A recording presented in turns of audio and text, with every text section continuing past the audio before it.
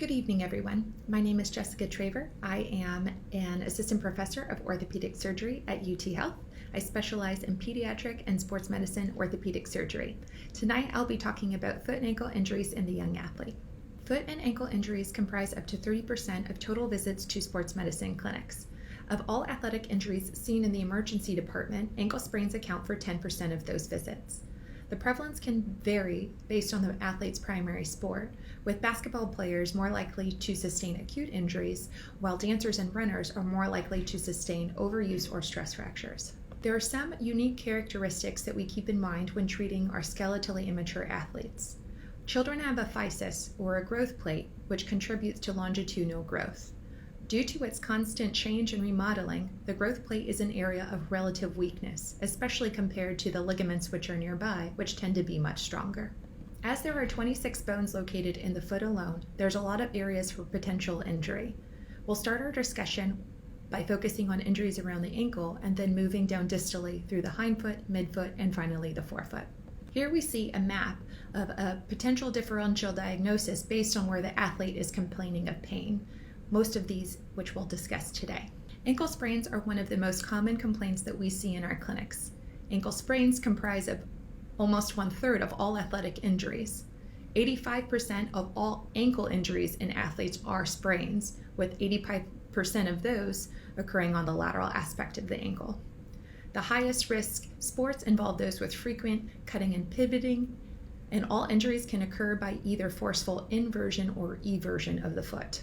In general, ligament injuries are less common in our younger athletes as the growth plates tend to be weaker.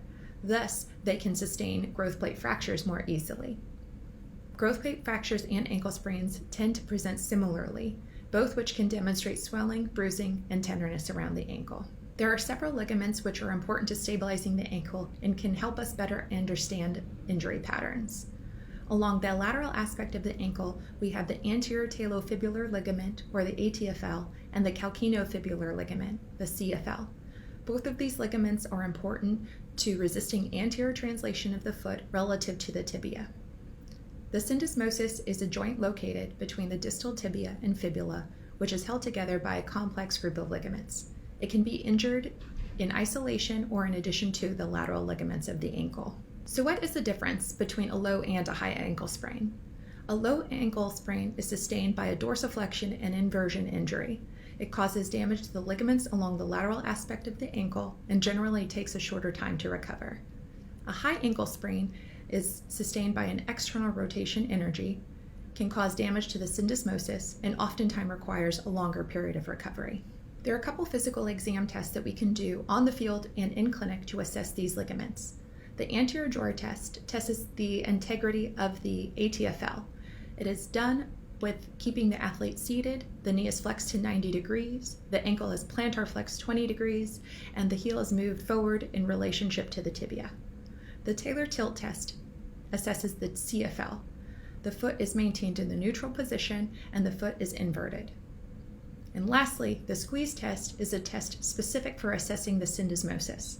You apply a compression test along the mid aspect of the tibia. Pain referred down to the ankle is consistent with an injury. We grade ankle sprains to help the athlete, parents, and coaches better understand the injury. A grade 1 or a mild sprain is really just a stretching of ligaments with a mild tenderness and swelling. A grade 2 injury is a partial tearing of these ligaments with moderate tenderness. A grade 3 or a severe injury can involve a complete tear of the ligaments. Treatment is conservative. In orthopedic surgery, we use the mnemonic RICE, or rest, ice, compression, and elevation. The athlete is allowed to be weight-bearing as tolerated with crutches as needed, and started on physical therapy and range of motion exercises to focus on proprioception or balance retraining. Occasionally, surgery is required for recurrent episodes of instability. Ankle fractures are the second most common site of all growth plate injuries. 10 to 25% of all growth plate fractures occur around the ankle. Distal fibula fractures, or fractures of the bone on the outside portion of the ankle, can occur quite frequently. They're diagnosed by having pain directly located over the growth plate. Radiographs can be fairly normal, although occasionally there can be an avulsion fracture wherein a ligament is eccentrically contracted and pulls off a small piece of the bone. These are fairly stable fractures, and are treated similarly to an ankle sprain. The athlete can be allowed to be weight-bearing as tolerated, use crutches, and can occasionally be placed into a boot. Distal tibia fractures are often sustained by a higher energy mechanism. Most fractures of this area of the bone can be treated without surgery. If there's any displacement of the joint surface itself, that could possibly lead to a surgical intervention. All growth plate fractures require frequent monitoring to assess for possible growth arrest. Posterior ankle impingement can be seen commonly in a lot of our dancers. They complain of pain in the back of the ankle deep to the Achilles tendon. The pain is worse when the athlete points their toes or when they hyperplantar flex the ankle. It is often seen in our athletes between 12 and 15 years of age, and it can often be misdiagnosed. The cause of the pain can be from either soft tissue or bony reasons. Bony reasons can be either from an ostrigonum or a styatoprosthesis, which are anatomical variants. The treatment is undergoing a period of relative rest, occasionally needing a boot for support, physical therapy, occasional corticosteroid injection, and can possibly require surgical excision for periods of recurrent pain. Athletes complaining of medial-sided ankle pain are evaluated for a talus OCD. OCD stands for Osteochondritis dissecans, which is a disease of bone in which there is decreased vascularity to this area of bone, which can ultimately lead to overlying cartilage injury. Symptoms can comprise of swelling, locking, catching, stiffness, decreased range of motion, or the sensation that the ankle is giving out. Treatment for stable lesions is activity restrictions, anti-inflammatories, a boot or cast, and physical therapy. Oftentimes for higher stage lesions, operative intervention can be recommended, and each case can be different. Calcaneal apophysitis or Sever's disease is an area of inflammation of the growth plate of the calcaneus or the heel bone. It is the most common cause of heel pain in our growing athlete. It is worse with running and jumping and can be associated with a recent increase in training regimen. It is often seen in 10 to 13-year-old athletes. Males tend to be affected more than females. They can be affected bilaterally in 60% of patients, and it can be diagnosed with a calcaneal compression test or squeezing the heel. Treatment involves activity modification with avoiding running and jumping until symptoms subside. We often recommend gel heel cups to be placed in cleats or running shoes of the athletes, physical therapy to focus on gastroc stretching, and pain can improve on average in about 6 to 8 weeks. Flexible flat feet, or feet that appear to be more pronated, can often be asymptomatic. However, in some patients, they can be the cause of some medial-sided foot pain along the arch of the foot. They can be associated with a tight Achilles tendon. The diagnosis is confirmed by gross inspection as well as a JAX test, which is reconstitution or having the arch be recreated with dorsiflexion of the great toe or toe-to-toe raise. The treatment for asymptomatic flat feet is observation. For patients who do have pain, we can recommend arch supports or a custom orthotic, an Achilles stretching program, and possibly surgical reconstruction. This is in comparison to a rigid flat foot, which is caused by a Tarsal Coalition. This is a congenital abnormality of the foot in which 2 or more bones are fused together. This only occurs in 1% of patients, although 50% can be bilateral. The patient complains of a history of recurrent severe ankle sprains. The treatment for a Tarsal Coalition can be orthotics, supportive footwear, and ultimately surgical excision for severe cases. An accessory navicular is an extra bone located along the medial aspect of the foot. It can cause irritation of the inserting posterior tibialis tendon, which is a tendon important to contributing towards plantar flexion and inversion of the foot. If it is diagnosed incidentally, the treatment is observation. If it does cause an athlete pain, the treatment involves resting, icing, compression, elevation, orthotics, and physical therapy. Surgical treatment can be recommended for episodes of recurrent pain and usually involves excision of the extra bone as well as posterior tibialis tendon repair.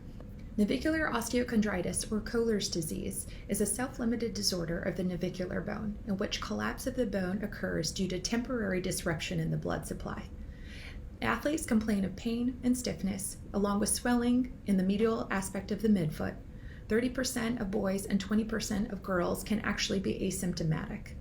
This occurs in younger athletes between the ages of 3 and 10 years of age, is more common in males, 25% can be bilateral, and the treatment is conservative as this is self-limiting and usually resolves over time.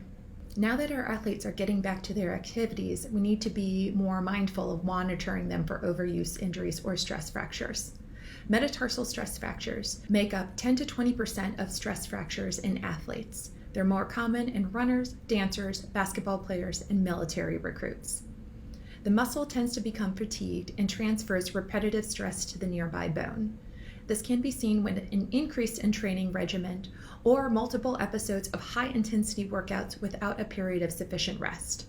The athlete can initially present with pain only associated with physical activity or their sport, but occasionally can progress to the point where it bothers them with normal activities of daily living or ambulation. Stress fractures can take 6 to 8 weeks to heal. The second metatarsal is the most common metatarsal stress fracture that we see.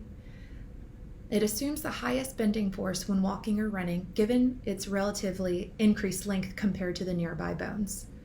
Classic ballerinas tend to sustain stress fractures located at the base of the second metatarsal and first complain of pain when they are doing point work. The treatment is activity modification, a boot or a walking cast. Encourage the athlete to incorporate cross-training into their workout routine and vitamin D supplementation to optimize bone healing potential. Fifth metatarsal fractures are consistent when the athlete complains of lateral-sided foot pain. They complain of pain with inversion and are most commonly seen in basketball players and dancers. Fifth metatarsal fractures are all about location, location, location that we see on the radiographs. Zone 1 fractures, or fractures at the very tip of the metatarsal, are called avulsion fractures. Fractures in Zone 2 are called Jones fractures and are a little bit more of a bad player. Zone 3, or midshaft fractures, are more consistent with stress fractures. The fifth metatarsal Jones fracture is a fracture that is located along the metadiaphyseal junction at the fourth and fifth metatarsal articulation. It's located in an area of relative vascular watershed and thus can be predisposed to taking longer time to heal or to not heal at all. Zone 1 fractures are treated with weight bearing as tolerated, possibly a hard-soled shoe, and often the athlete needs a boot for 1 to 2 weeks. Zone 2 or Jones fractures are treated more aggressively, undergoing a period of non-weight bearing for up to 6 weeks, being placed into a cast, and we do have a long conversation with the athlete and parents about the possibility of needing surgical intervention, given it takes a longer time to heal and sometimes doesn't heal. Zone 3 or stress fractures are treated conservatively, also with avoiding weight bearing and occasionally a short leg cast. Turf toe is a sprain of the great toe metatarsal phalangeal joint. It occurs when the toe is bent forcibly into hyperextension and is mostly prevalent in our football players. Treatment is based on the grade of the injury. A grade 1 involves stretching of the ligaments and can be treated with a carbon fiber insert in the shoe or cleat and often is treated with stretches. A grade 2 is a partial tear of the ligaments and is treated conservatively with a boot for a couple weeks. Grade 3 is a complete tear of the ligaments, is treated with a boot for several weeks, and occasionally requires surgical intervention. In conclusion, it's important for us to counsel our athletes on slow, gradual return to previous training levels, especially as activities are going back to normal following the COVID-19 pandemic. It's important to listen to your athlete's concerns about any persistent pain around the foot and ankle, especially if they complain of pain with normal activities or with walking. It's important to seek medical treatment for any persistent pain or difficulty ambulating. Thank you.